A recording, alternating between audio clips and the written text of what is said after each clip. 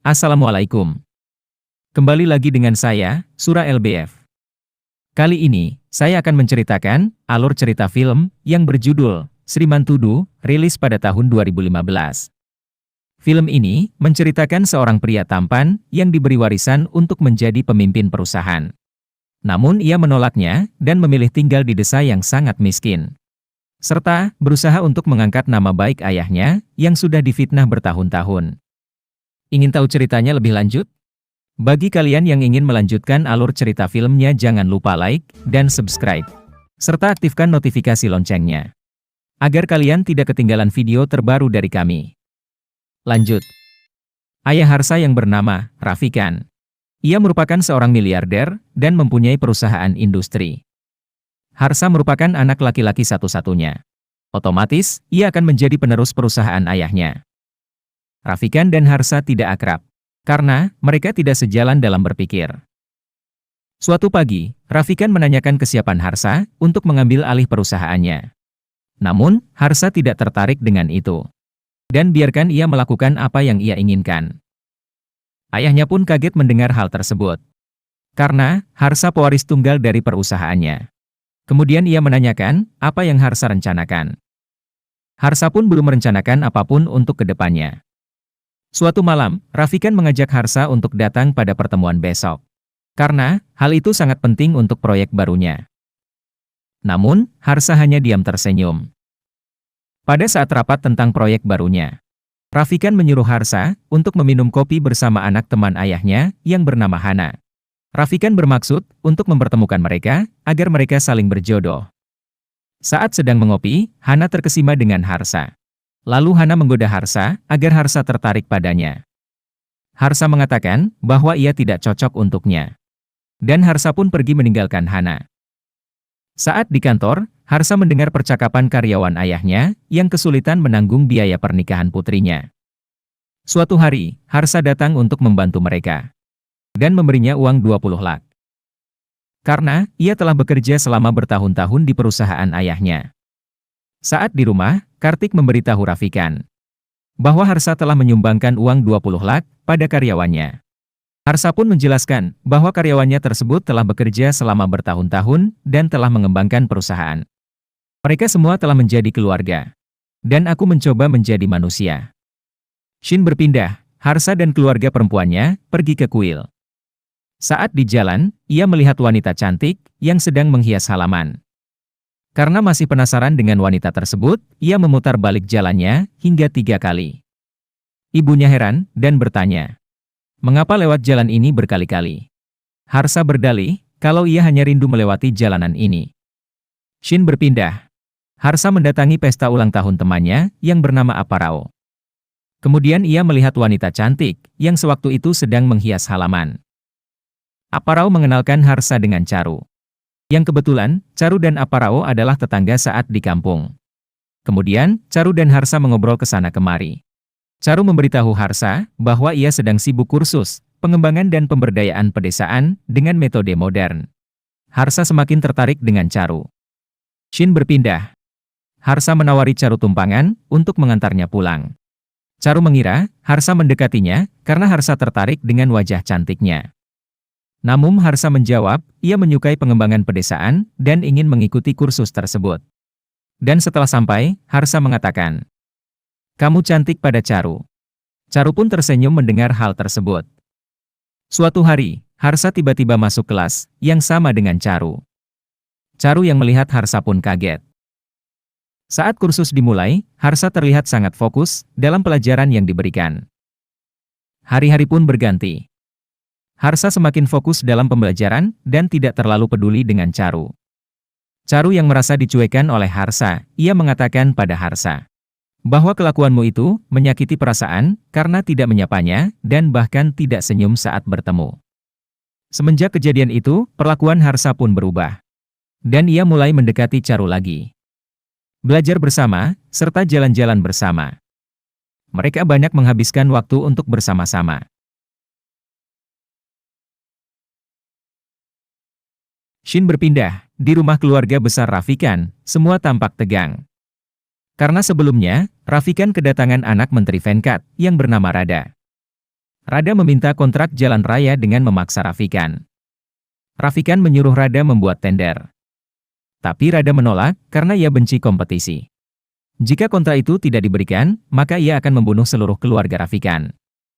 Harsa yang mendengar masalah tersebut, diam-diam menyelidiki Menteri Venkatratnam. Ia menyusun rencana dan terbang ke Delhi. Kemudian, ia mendekati anak dan istri Venkat. Setelah itu, Harsa mendatangi Menteri Venkat untuk membahas kelakuan Rada yang mengancam keluarganya dan ingin merebut paksa kontrak jalan raya. Harsa menegaskan bahwa ia dan seluruh anggota keluarganya tidak takut ancaman itu. Harsa balik mengancamnya. Jika terjadi sesuatu dengan keluarganya, ia akan bertindak juga untuk keluarga Venkatratnam. Kemudian, Venkat menyuruh Sravan untuk menangani kontrak itu dengan hati-hati dan memberi pelajaran pada Harsa. Sravan membuntuti Harsa yang akan menghadiri pesta pernikahan bersama Charu. Sesampainya di sana, Harsa meminta izin untuk pergi ke toilet. Di sisi lain, Sravan mencari Harsa untuk memberinya pelajaran. Ternyata, Harsa yang menemui orang suruhannya Venkat. Dan dengan mudah, Harsa menghajar anak buah itu dengan rapi. Tanpa diketahui tamu undangan, adanya perkelahian. Hingga acara pernikahan pun tak ada gangguan. Suatu hari, Charu sedang nongkrong bersama teman-temannya. Namun, ia terkejut setelah temannya memberitahu bahwa Harsa adalah anak miliarder yang akan mewarisi kekayaan ayahnya, yakni Rafikan. Setelah Charu mengetahui hal tersebut, ia malah menghindar dari Harsa. Harsa yang merasakan Charu menghindari dirinya. Lantas ia menemui Charu dan menanyakan alasannya. Charu mengatakan bahwa ia sedang sibuk.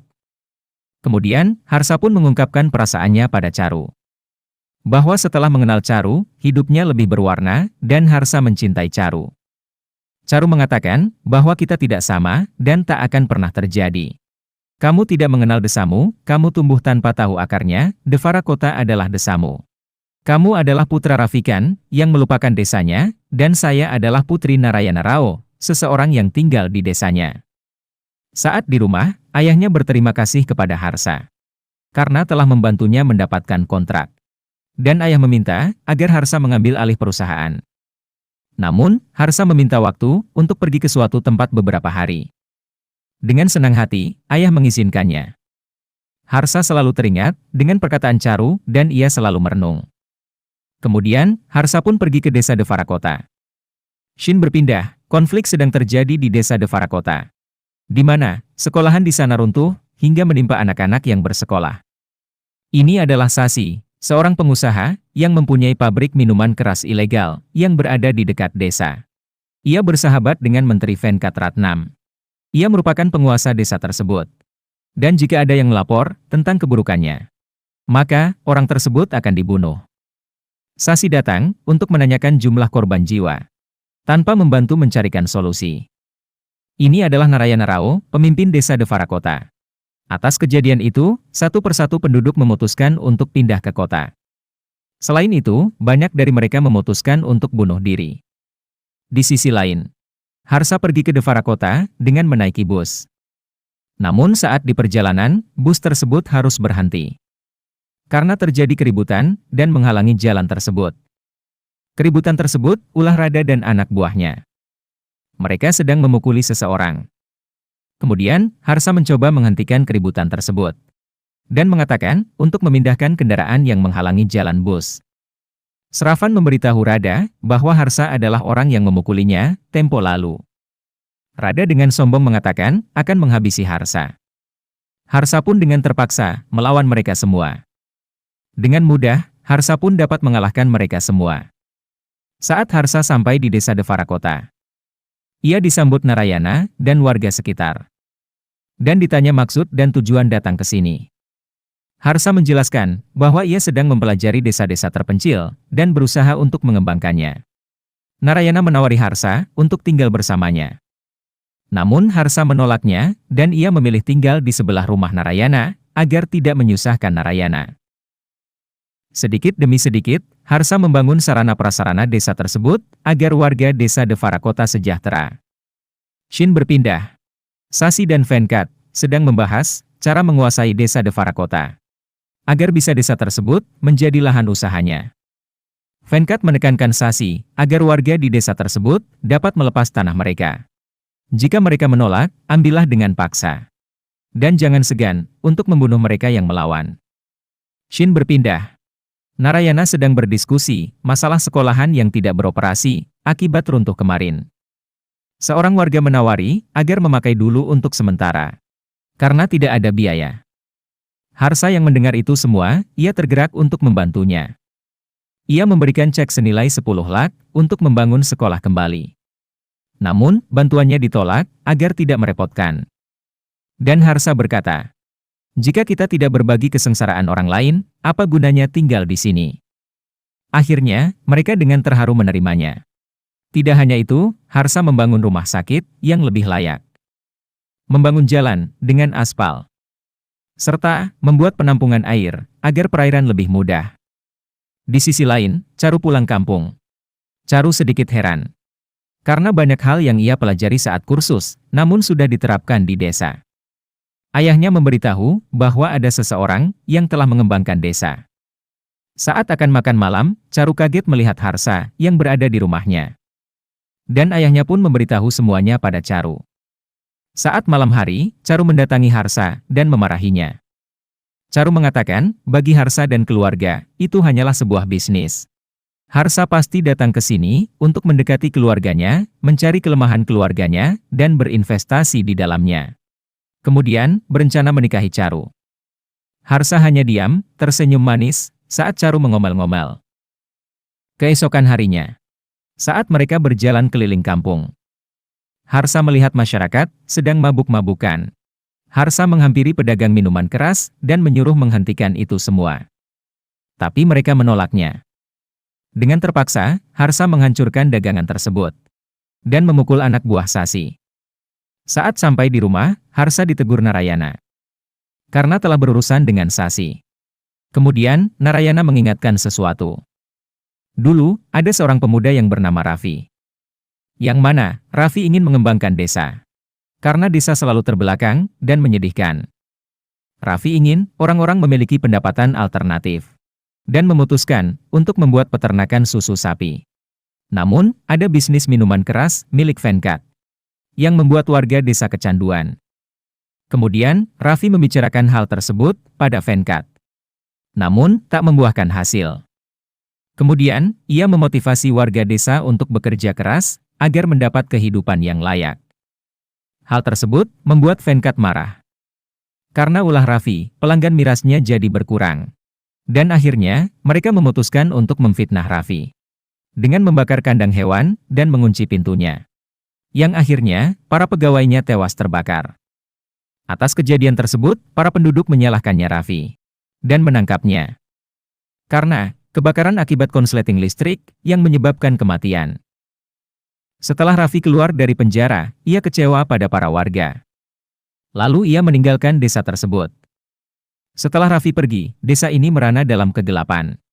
Harsa yang mendengar cerita tersebut, ia menjadi paham. Alasan ayahnya tak memberikan kasih sayang pada karyawannya. Kemudian Harsa menelepon ayahnya dan mengatakan bahwa liburannya akan lebih senang jika ayah juga berada di sini. Ayahnya pun sangat senang mendengar hal tersebut. Shin berpindah. Adik Narayana dan anggota keluarganya akan pindah ke kota mengikuti menantunya. Narayana sudah tidak kuasa lagi menahan mereka. Dan Harsa mendengar percakapan mereka semua. Harsa menahan mereka. Dan ia mengatakan, Anda pergi, pasti Anda tidak tahu apa tujuan Anda. Anda juga tidak akan menerima ucapan kasih sayang, seperti yang terjadi selama Anda di sini. Pergi bukan berarti membawa tas dan menaiki 4 anak tangga. Jika Anda ingin kembali, Anda harus turun ribuan langkah. Lihatlah Narayana. Setiap kali mendengar seseorang pergi, dia berlari ke halte bus dan memohon agar orang tidak meninggalkan desa. Sekarang, yang pergi malah saudaranya sendiri. Lalu bagaimana dia akan menghadapi desa?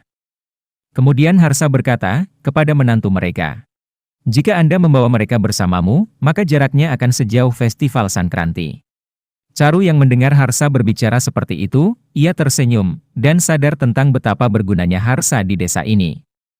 Esokan harinya, Charu meminta Harsa untuk menemaninya pergi ke rumah Sumanti. Setelah sampai, Sumanti malah berpamitan. untuk meninggalkan desa. Karena menteri ingin seluruh tanah ini. Ayah mertua sempat menolaknya. Tapi ia dihajar olehnya. Jadi terpaksa, mereka harus pergi. Mereka memberikan waktu sampai besok pagi. Dan menandatangani surat-surat. Harsa yang mendengar hal tersebut. Ia tidak tinggal diam.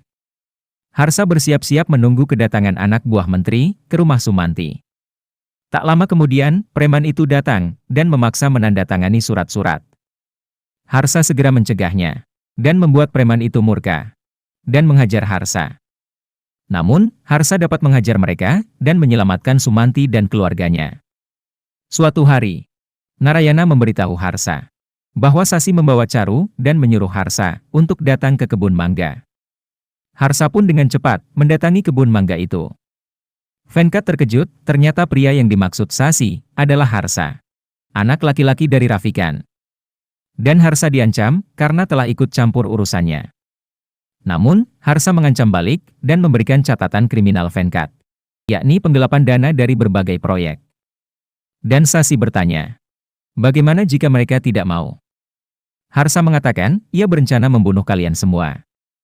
Kemudian, pertarungan satu lawan banyak pun dimulai. Harsa dapat mengalahkan mereka semua dan membawa pulang Charu dengan selamat. Shin berpindah, Venkat menelepon Rafikan. Ia dengan mudah mengancam Rafikan dan memberitahu bahwa anaknya berada di desa Devara Kota, dan meminta Rafikan untuk membawa pulang anaknya. Suatu hari, Harsa terkejut melihat banyak mayat di pinggir danau.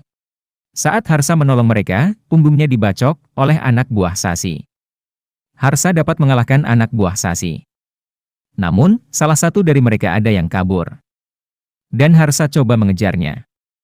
Tapi, Harsa dikepung oleh anak buah Sasi dengan senjata tajam. Dengan sisa kekuatannya, Harsa mencoba melawan mereka.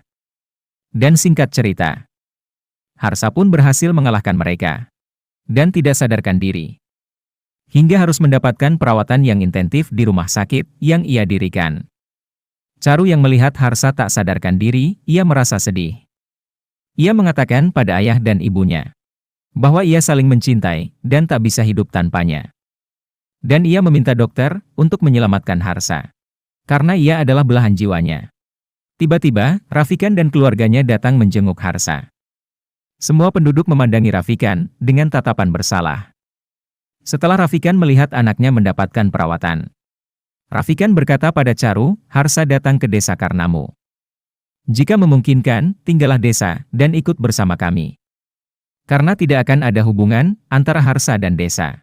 Dan ia mengatakan pada penduduk, bahkan jika desa ini berubah, kalian semua tidak berubah. Ia anak laki-laki satu-satunya milik saya, tolong berikan dia. Biarkan selama kalian hidup, aku yang akan menjaga kalian semua. Dan memohon agar mereka mengembalikan anaknya. Narayana pun mengatakan pada Harsa, kita mungkin tidak bisa hidup dengan baik sebelum Anda datang. Dan silahkan segera pergi. Harsa akhirnya pulang ke kota dengan keluarganya. Beberapa waktu kemudian, Harsa menjadi pewaris bisnis ayahnya. Namun, ia sering diam, melamun, dan tidak fokus pada kerjaannya. Di sisi lain, Narayana diancam Sasi agar segera meninggalkan desanya. Jika tidak, penduduk desa akan menjadi korbannya. Dengan terpaksa, Narayana menandatangani surat penjualan tanah seluruh desa. Dan seluruh penduduk akan pergi dari desa. Mereka semua sedih karena harus meninggalkan desanya. Shin berpindah. Rafikan menanyakan perihal perubahan sikap Harsa yang semakin menjauhkan diri dari keluarga dan tidak fokus kerja. Harsa mengatakan bahwa ia seperti mayat hidup karena jiwanya berada di desa. Saya merasa bahwa setiap orang yang berada dalam masalah itu keluarga saya. Harsa mengatakan 25 tahun yang lalu Anda berkata kepada mereka bahwa pembangunan tidak tumbuh secara individu melainkan bersama orang-orang di sekitarnya. Hanya karena penduduk berkata kasar, Anda meninggalkan mereka dan datang ke sini. Tapi mereka sangat bangga bahwa Rafikan telah menjadi orang hebat. Dan mereka juga keluarga kita. Saya yakin, Anda pasti pernah memikirkan desa dan penduduknya. Dan tinggalkan aku sekali untuk memilih jalanku sendiri. Rafikan mengatakan, semua orang bilang, saya memiliki anak yang tampan. Tapi saya berpikir, saya memiliki anak yang baik hati. Dimanapun Anda berada, buatlah semua orang bahagia. Harsa pun memeluk ayahnya dengan bahagia. Kemudian, Harsa menitipkan orang tuanya pada Kartik. Dan juga mempercayakan bisnis keluarganya. Tak lupa, Harsa pun berpamitan pada ibunya. Dan segera kembali ke desa. Shin berpindah. Harsa kembali ke desa dan mendatangi pabrik miras. Serta menggagalkan investor asing yang hendak bekerja sama di pabrik. Harsa membalas semua kekejian yang dilakukan Sasi dan Venkat selama ini. Harsa membunuh satu persatu anak buahnya. Ia juga menghajar Sasi dan Venkat. Hingga mereka terkapar tak berdaya. Kemudian, Harsa menumpahkan semua minyak. Dan membakar mereka, beserta pabrik miras mereka. Penduduk desa yang melihat pabrik kebakaran, langsung berlari mendatangi Harsa. Harsa memberitahu mereka, bahwa kebakaran itu terjadi karena konsleting listrik. Kertas lapangan dan orang-orang itu terjebak. Hanya staf, dan aku yang berhasil selamat. Singkat cerita. Desa Devarakota, kini hidup damai, tanpa gangguan siapapun. Di akhir film, Harsa dan Charu sudah menikah. Dan ibu mertua menginginkan cucu dari mereka. Dua sahabat lama, menjadi saudara dekat. Dan film pun selesai. Terima kasih pada kalian yang sudah menonton filmnya. Tetap support terus channel ini, agar selalu menyajikan film yang menarik untuk kalian. Dan jangan lupa like, dan subscribe. Serta saran kalian, di kolom komentar. Sampai jumpa di alur cerita berikutnya. Terima kasih.